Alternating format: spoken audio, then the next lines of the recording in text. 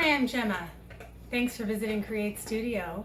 Today we have a great creating at home project that involves one of our favorite go-to materials, snack boxes. So today we're making bookmarks from the snack boxes we have around the house.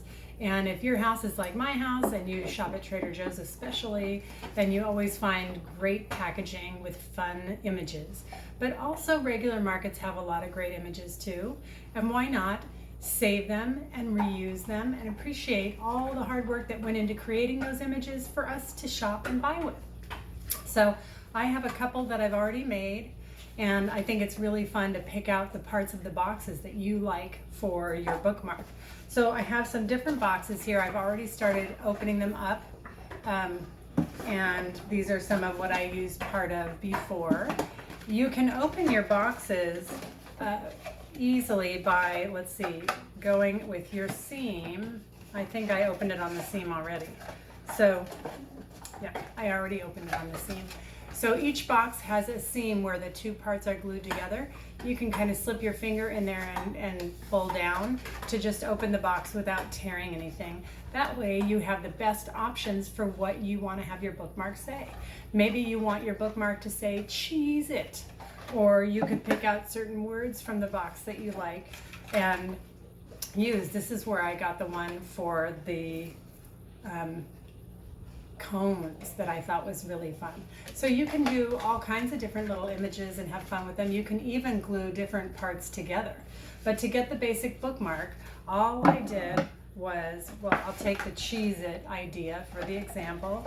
You're just cutting right into the box the way you want to have it look on your bookmark.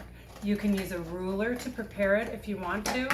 I tend to be more like a freehand cutter, which means I don't follow the rules of cutting. So I'm just cutting it out, and it's so simple. And then it's done. I'm taking off parts where it met up with other seams. And then you have one that's backwards for you, but it says Cheez It. And I could even use a hole puncher to punch a hole and then get some yarn or string to put on the end, or even a zip tie. You can do any kind of thing. Having a bookmark or a tab on the top means that when it's in the book, that part is sticking out, so it's really easy to see where your bookmark is located in the book.